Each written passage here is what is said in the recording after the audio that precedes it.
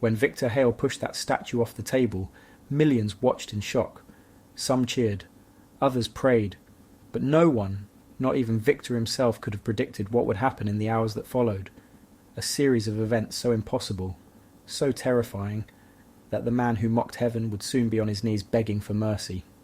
The studio lights of Channel 7's primetime show blazed like judgment itself. Victor Hale sat across from host Monica Richards, his $7,000 suit perfectly tailored, his smile sharp as a knife.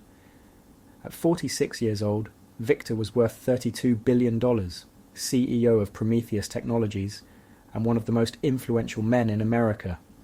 He was also the country's most vocal atheist, appearing regularly on talk shows, podcasts, and news programs to argue against what he called the superstition industry. Tonight's show had been promoted for weeks. Faith versus science, the ultimate debate. Religious leaders had declined to appear opposite Victor. His reputation for intellectual brutality preceded him, so Monica Richards, a seasoned journalist known for asking tough questions, would represent the other side. "Let's talk about faith," Monica said, leaning forward with her notes. Her producers had promised fireworks tonight, and Victor Hale never disappointed when it came to controversy.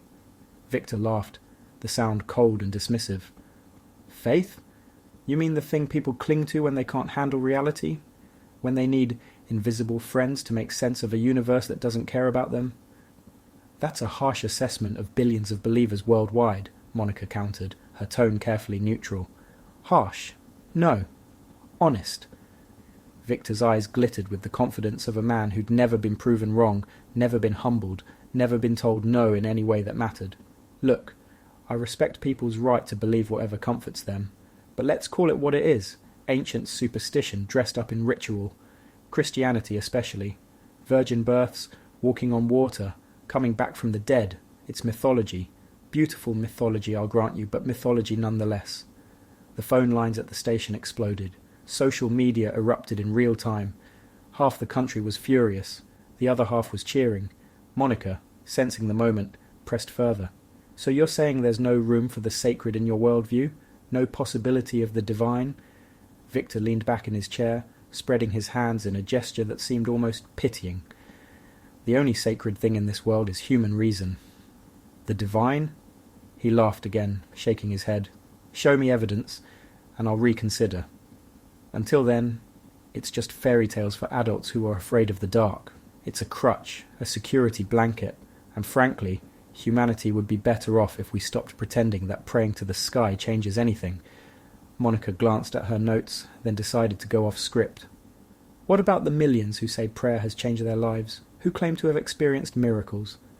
"Confirmation bias," Victor said immediately.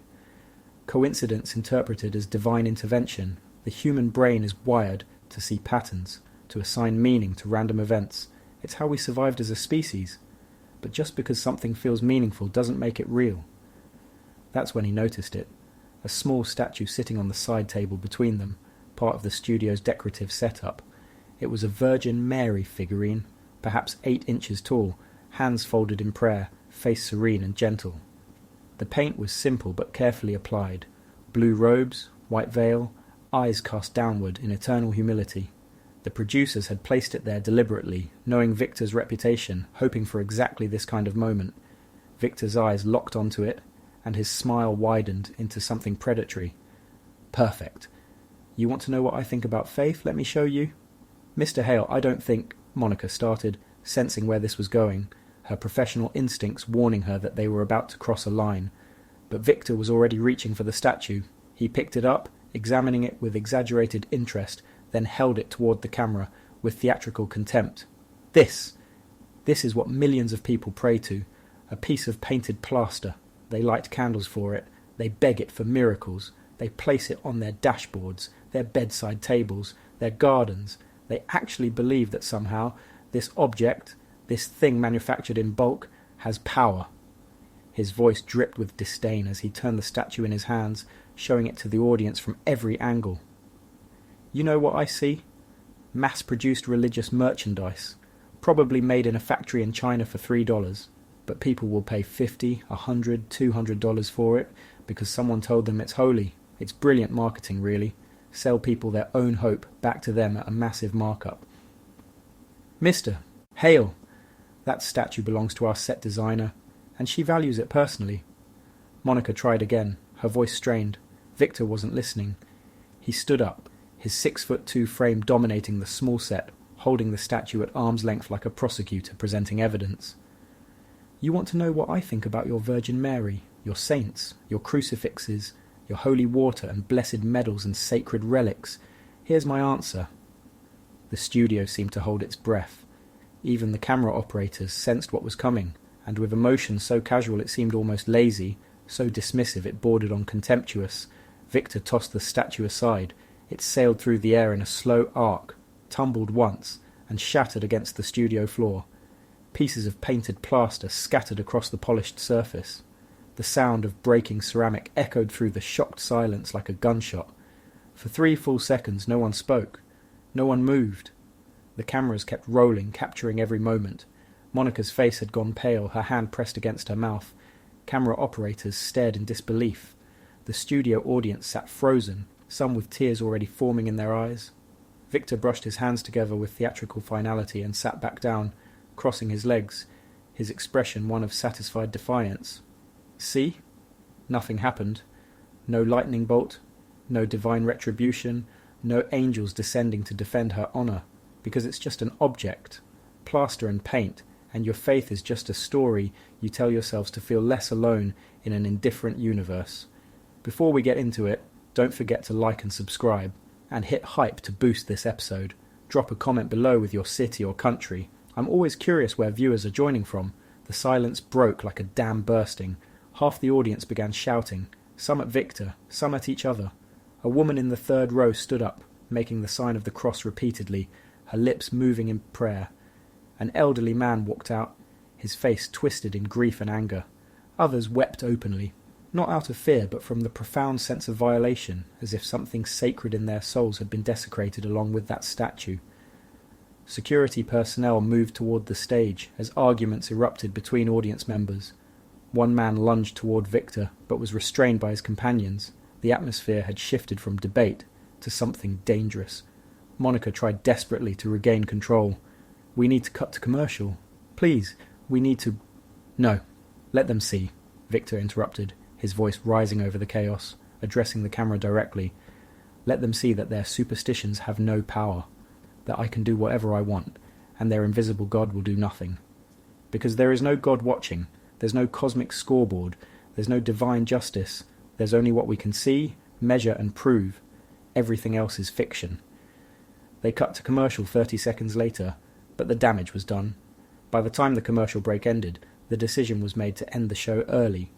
Monica offered a strained apology to viewers, and they went off the air, but the video had already gone viral. Within an hour, it had been viewed 12 million times.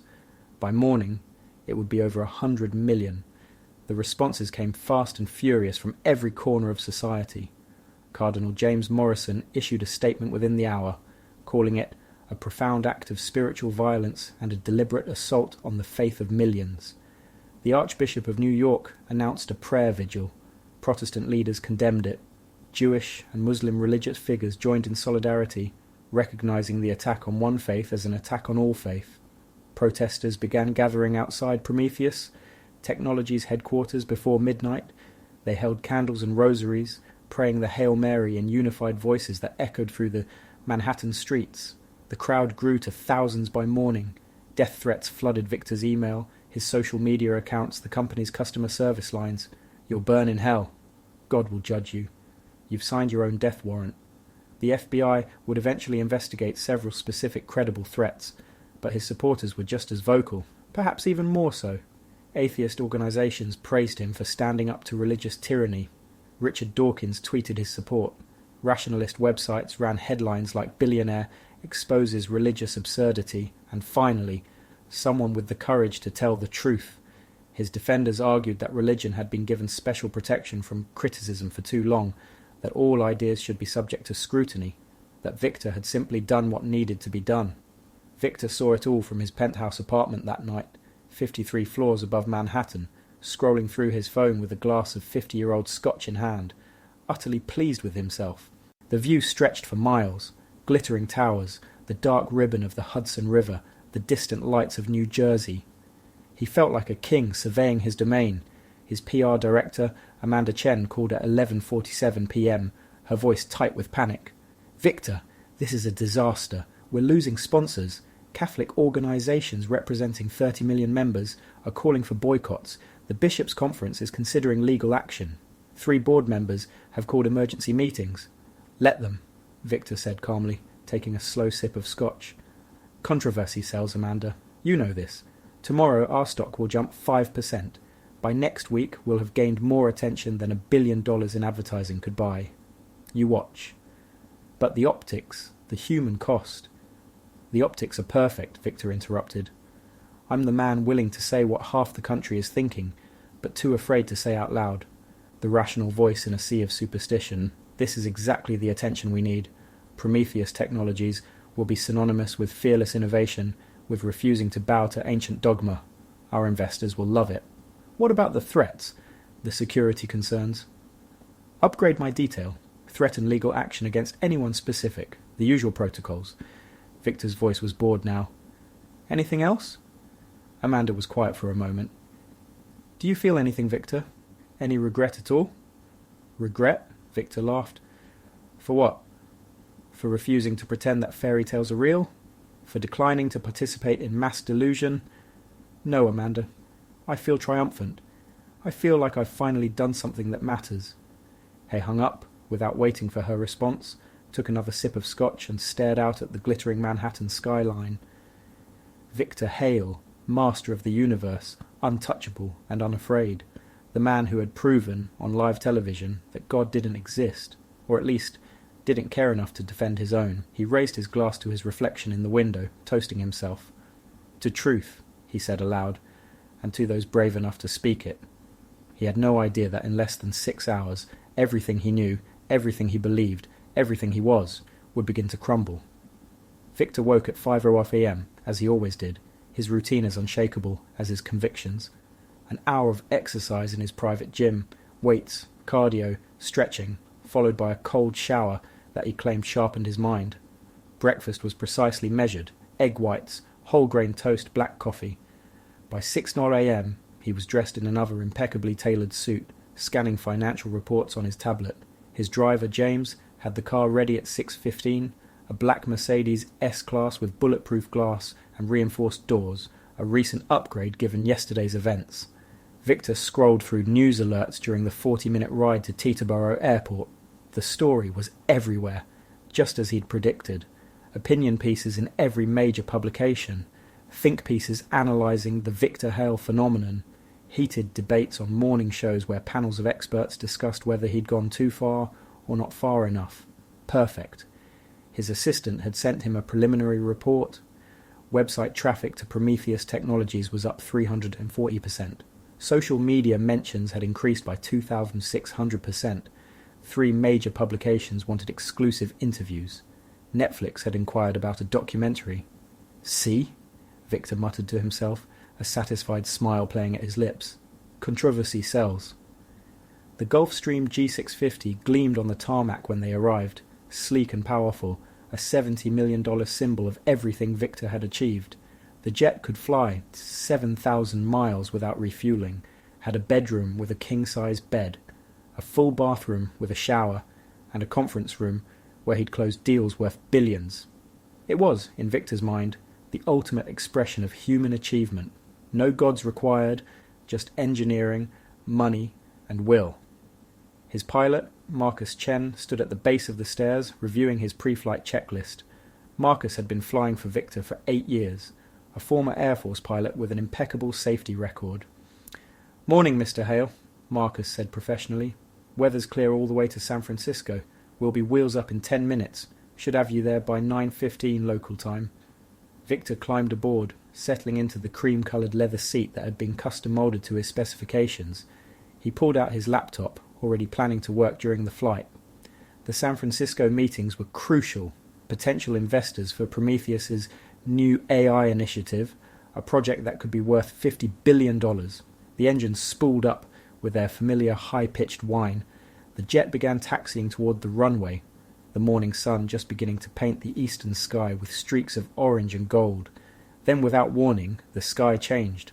What had been clear morning blue suddenly darkened, as if someone had drawn a curtain across the sun. Clouds rolled in from nowhere with impossible speed, massive, black, roiling formations that moved against the prevailing wind. Victor looked up from his laptop, confused. Marcus's voice came over the intercom, his professional calm slipping slightly. "Mr. Hale, we're getting some unusual weather readings here. I'm going to hold our position for a moment while we assess. This wasn't on any of our forecasts." Victor looked out the window, his analytical mind trying to process what he was seeing. The clouds were wrong. They moved too fast, too purposefully, as if driven by some intelligence rather than natural meteorological forces. Lightning flickered in their depths, not the distant kind that flashes on the horizon, but close, angry, brilliant white streaks that seemed to search the ground. "It came out of nowhere," Marcus said, and Victor could hear the confusion in his voice. "Tower says there was nothing on radar 2 minutes ago. Now they're showing a massive electrical storm system directly over the airport. They've never seen anything develop this fast." The first bolt struck maybe 100 yards away, hitting an empty section of tarmac. The thunder came instantly, no delay for the sound to travel, which meant the strike was dangerously close. Victor felt it in his chest, a physical concussion that made his heart stutter. The second bolt hit closer, much closer. The third. The lightning hit the runway directly in front of the jet, perhaps 50 feet from the nose. The explosion was so bright that Victor was momentarily blinded, white light searing through his vision, even through closed eyelids. The aircraft lurched violently. Alarms began blaring in the cockpit. Marcus slammed on the brakes, and Victor was thrown forward against his seatbelt hard enough to knock the breath from his lungs. "Emergency abort! Emergency abort!" Marcus was shouting into his radio. "Lightning strike on runway 24. Immediate vicinity of our aircraft. Request emergency services." 3 more strikes came in rapid succession, so close together they seemed almost simultaneous. They formed a perfect semicircle around the aircraft, as if deliberately bracketing it, trapping it. The smell of ozone filled the cabin, acrid and electric. Through the window, Victor could see where the asphalt had melted, glowing orange in 3 distinct impact points. Victor's hands gripped the armrest so hard his knuckles went white. His carefully cultivated calm had evaporated. For the first time in longer than he could remember, Victor Hale felt genuine, visceral fear. Then, as suddenly as it had appeared, the storm vanished. The clouds dissipated like smoke in a strong wind.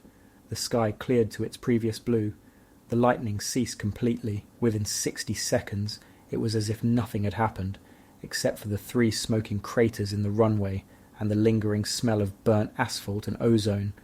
Victor's heart hammered against his ribs. His mouth was dry. His hands trembled slightly, a tremor he couldn't control. What the hell was that?" Marcus's voice came over the intercom, and Victor could hear the shake in it now. The professional veneer cracked. "I've been flying for 23 years, Mr. Hale, military and civilian. I've flown through hurricanes, ice storms, desert dust clouds. I've never seen anything like that. Never. That storm appeared and disappeared in less than 3 minutes. It formed directly over us. And those lightning strikes..." He paused. "Sir, we're not taking off. Not today. Not until we understand what happened." Victor wanted to argue, to demand they continue, to assert his authority and will over the situation. But the words wouldn't come.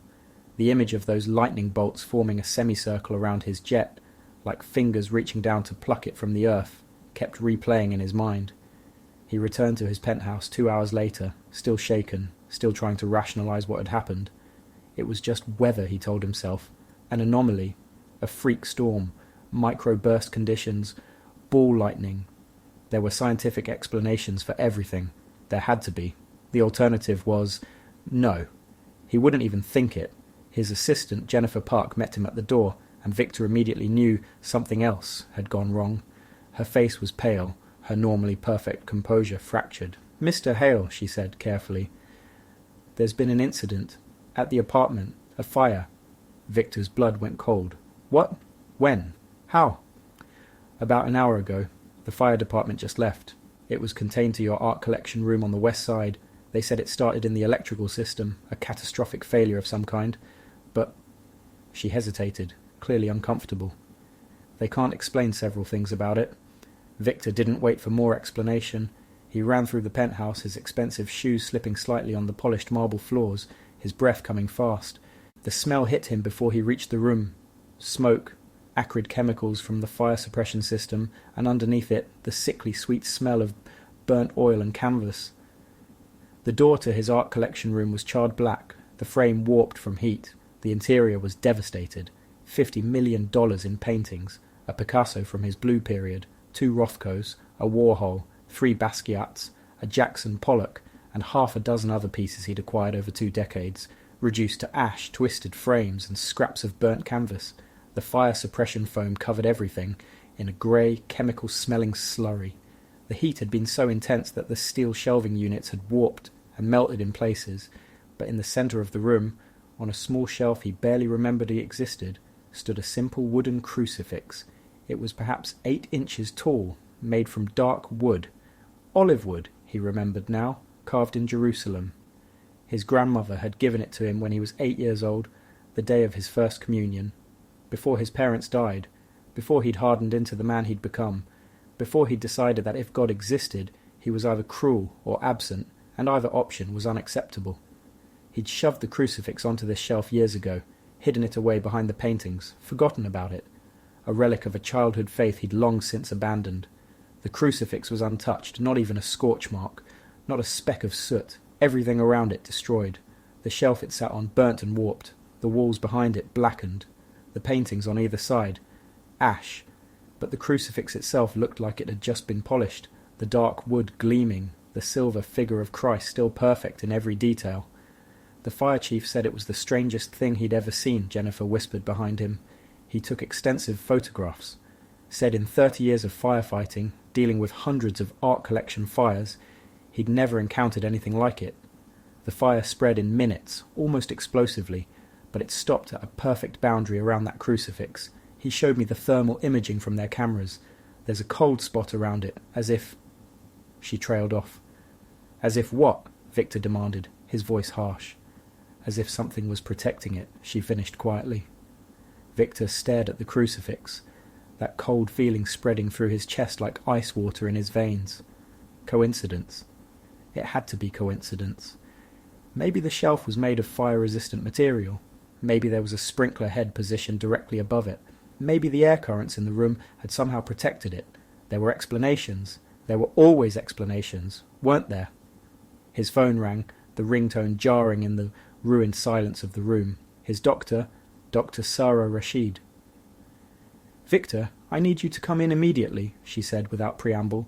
"Your test results from last week came back, and there's something very wrong, something urgent." "What are you talking about? I feel fine. The tests were just routine." "That's what concerns me, Victor. You shouldn't feel fine. You shouldn't feel anything close to normal."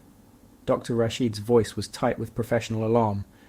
"According to these results, and I've had them verified by 3 independent labs because I couldn't believe them myself, you're developing posterior ischemic optic neuropathy. It's a rare condition where the optic nerve loses blood supply, but what's shocking is the progression rate. This typically develops over months, even years. Your scans show it appeared virtually overnight." Victor felt his legs go weak. He reached out to steady himself against the doorframe, his hand coming away grey with soot. "That's impossible. My eyes are fine. I can see perfectly." "For now," Dr. Rashid said. "But if we don't start immediate intervention, and I mean today, Victor, you could lose your sight within 2 to 3 weeks. Complete blindness. I've consulted with ophthalmology specialists at Johns Hopkins and Mass General. None of them have ever seen a case progress this rapidly. It's as if..." She paused. "As if it appeared out of nowhere. Fully formed." Victor ended the call, his hands trembling. He looked at the crucifix again, still pristine among the ruins of his art collection, and then down at his phone, still showing the call log from his doctor. The storm that appeared from nowhere. The fire that destroyed everything except a religious symbol. Now this. A medical impossibility that threatened to take his sight. 3 disasters in 6 hours. 3 impossible things. Coincidence? It had to be coincidence.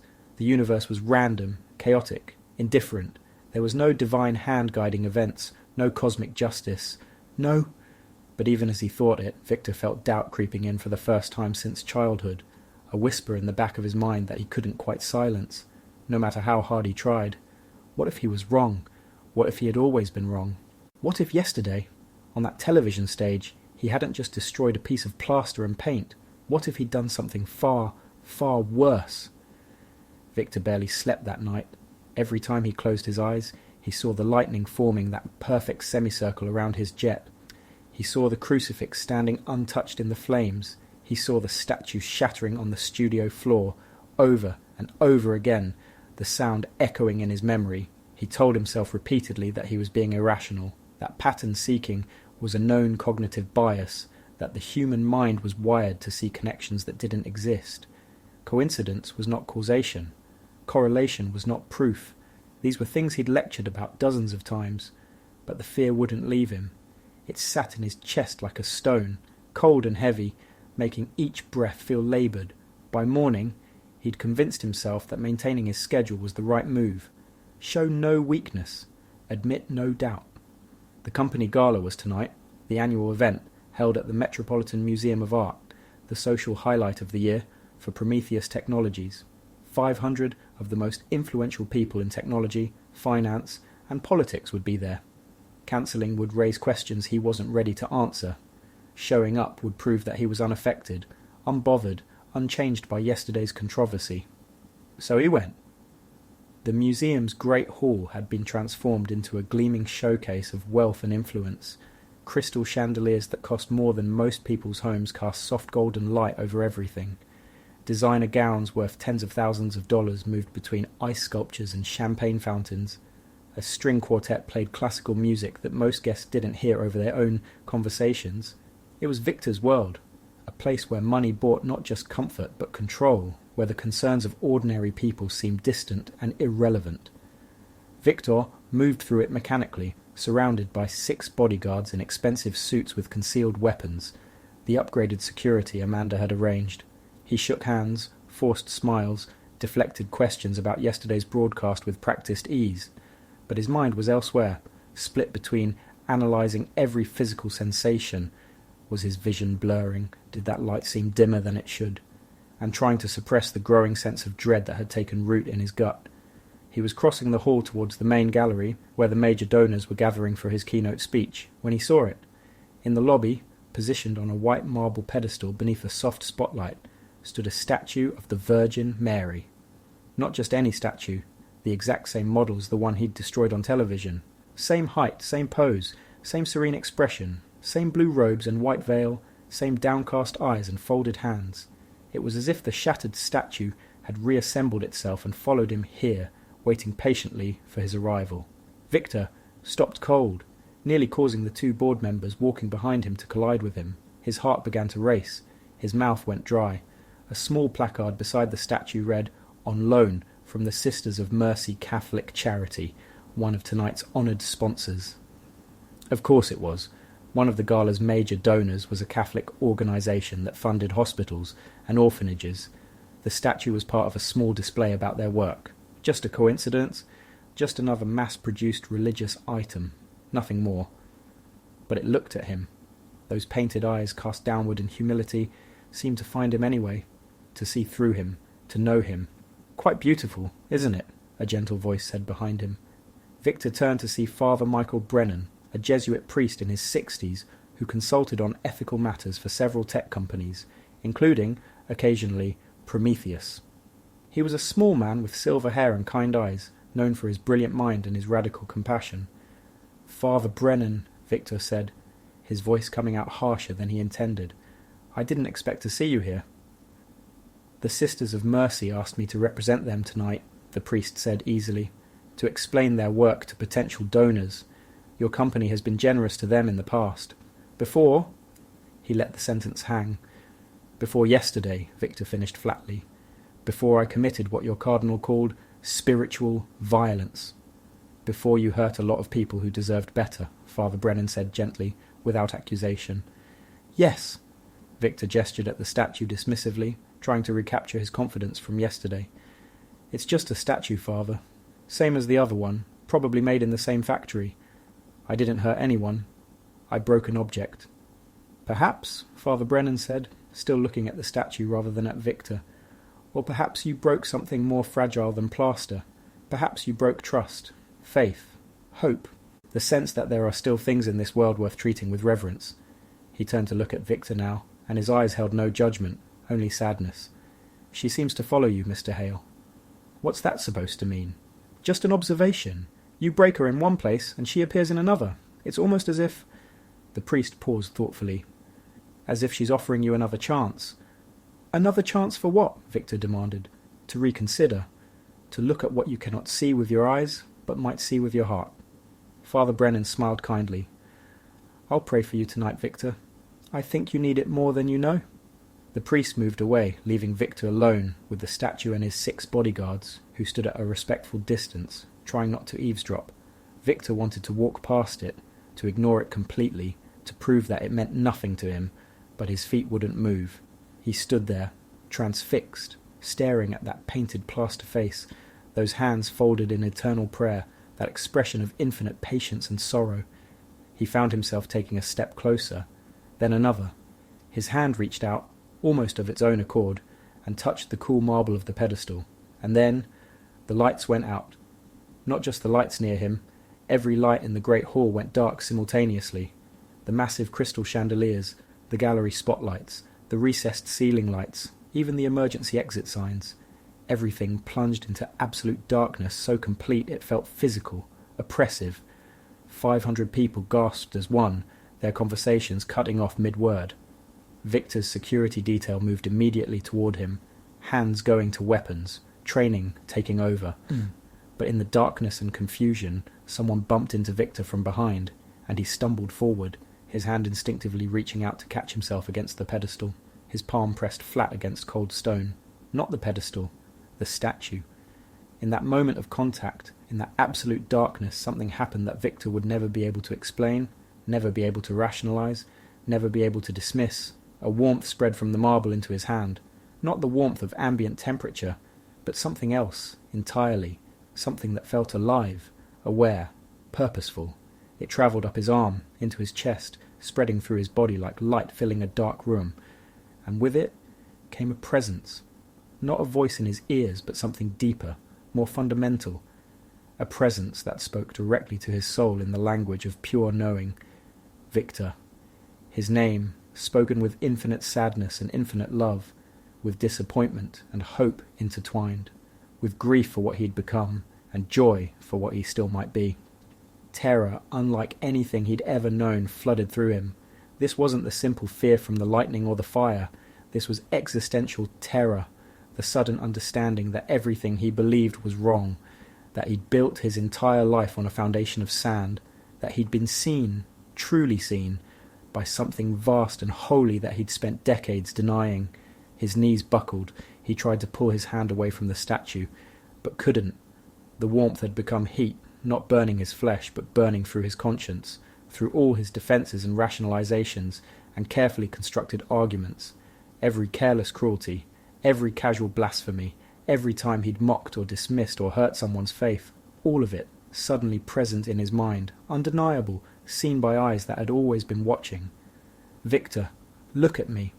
"No," he whispered into the darkness, his voice breaking.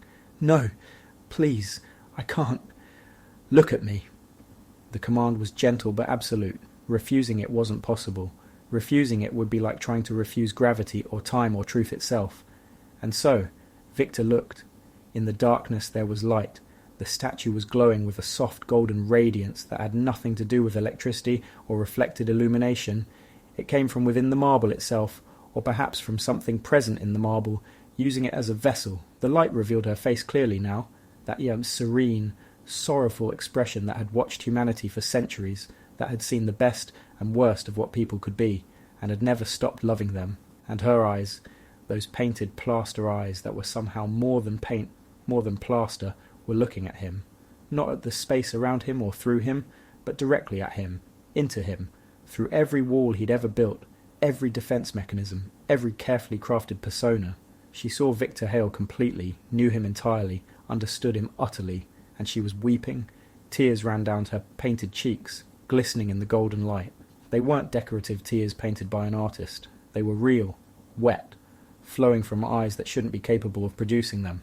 The tears caught the light as they fell, each one a tiny prism, and where they landed on the marble pedestal, they made soft sounds that echoed strangely in the silence. Victor screamed. The sound tore from his throat, primal and terrified. The sound of a man having every certainty stripped away in an instant. His legs gave out completely, and he fell backward, landing hard on the polished marble floor. His expensive suit rumpled, his perfect appearance shattered, his carefully maintained image of control obliterated. Around him people were shouting, confused by the darkness, frightened by his scream, but all he could see was that face, those tears, that light that seemed to pierce through every defence he'd ever built, every lie he'd ever told himself, every moment of pride and arrogance and casual cruelty. "Please," he sobbed, his voice breaking into something that was half words, half animal sounds of distress. "Please, I'm sorry. I'm so sorry. Please make it stop. I didn't know. I didn't understand. Please."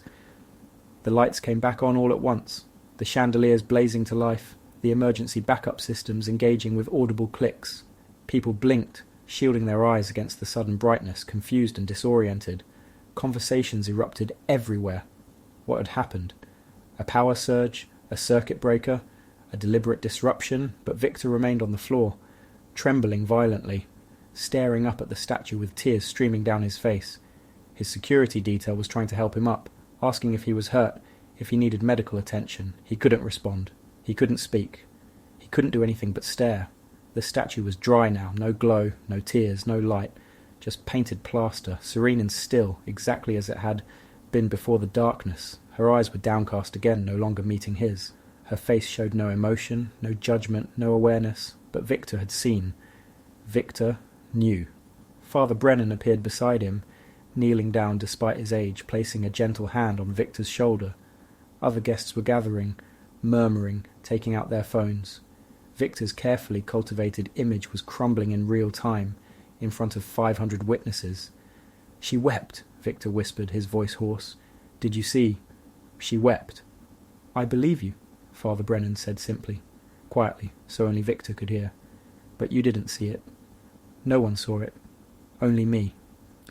"Sometimes," the priest said gently, "that's exactly who needs to see. Come, let me help you up." "I can't. I can't stand. My legs won't." "Then kneel," Father Brennan said. "If your legs won't let you stand, then kneel. There's no shame in it." And so, Victor Hale, billionaire, atheist, mocker of faith, knelt on the cold marble floor in front of 500 witnesses, in front of security cameras that were recording everything, in front of the statue he'd once dismissed as worthless plaster. "God," he whispered, the word strange in his mouth, unfamiliar after decades of disuse. "God, if you're there, if you're real, I'm sorry. I'm so sorry. Please, have mercy." His voice broke on the last word, dissolving into sobs that shook his entire body. The great hall had gone quiet now. People watched in stunned silence as the man who'd mocked God the day before begged for his mercy today. Father Brennan knelt beside him, one hand still on his shoulder. "She already has," the priest said softly. "That's why she was weeping, Victor. Not in anger, but in love. She weeps for you. She's always wept for you. She's been waiting for this moment since before you were born." Victor collapsed forward, his forehead pressing against the cold floor, and wept like he hadn't wept since he was a child, since before he learned that showing weakness was dangerous, since before he armoured himself in pride and intellect and wealth. Security cameras mounted throughout the hall captured everything. By morning, the footage would be analysed by experts. The video would show something impossible. In infrared mode, during the blackout, the statue glowing with heat that shouldn't exist. And when the lights came back on, wet streaks clearly visible on the statue's face, moisture that laboratory analysis would later identify as human tears, though no human had been near enough to leave them. The video would be viewed 500 million times within a week. Scientists would call it fraud, believers would call it miracle. But everyone would agree on one thing. Something had happened to Victor Hale in that darkness, something that couldn't be faked or staged or explained away. The man who entered that museum hall and the man who left it were not the same person.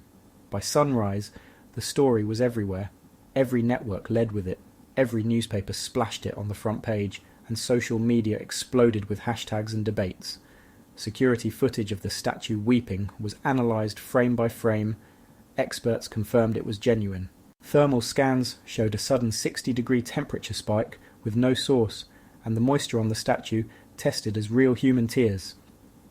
Forensic tests show no tampering, said Dr. Jennifer Wu at a viral press conference. The thermal anomaly is real. The tears are real. I have no scientific explanation. Meanwhile, Victor Hale vanished. Escorted out of the museum by his security team, he issued a brief statement through his publicist. He was taking time away to deal with personal matters. In reality, Victor had checked into St. Benedict's Retreat Centre, a remote Benedictine monastery with no internet or television. Cancel everything, he told his publicist from the car. They can wait. Everything can wait. He didn't know how long. All he knew was that 3 minutes of darkness had shattered everything he believed. For the first time in his life, Victor stopped. No meetings, no empire building, no relentless control. In that silence, questions he'd long ignored surfaced. The monastery was spare, a small room with a crucifix, a bed, and no distractions. 3 weeks in, Father Brennan met with him in the chapel. I can't explain what happened, Victor admitted. I've spent my life believing everything can be explained. Maybe that's why it happened, Brennan replied. Sometimes we need to lose control before we can be found. Why me? Victor demanded. I mocked faith, I destroyed that statue, and then she wept for me. That's grace, Brennan said.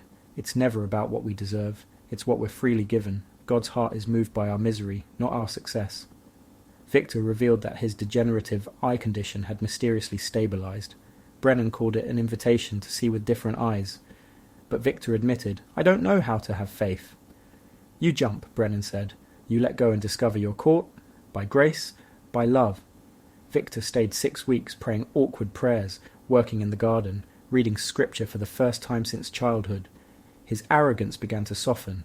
The need to control everything loosened. Something new, humility, openness, took root. When he left in December, he was changed. His eyes were softer, his presence quieter. He scheduled a press conference, and everyone assumed he would explain everything and return to business. They were wrong.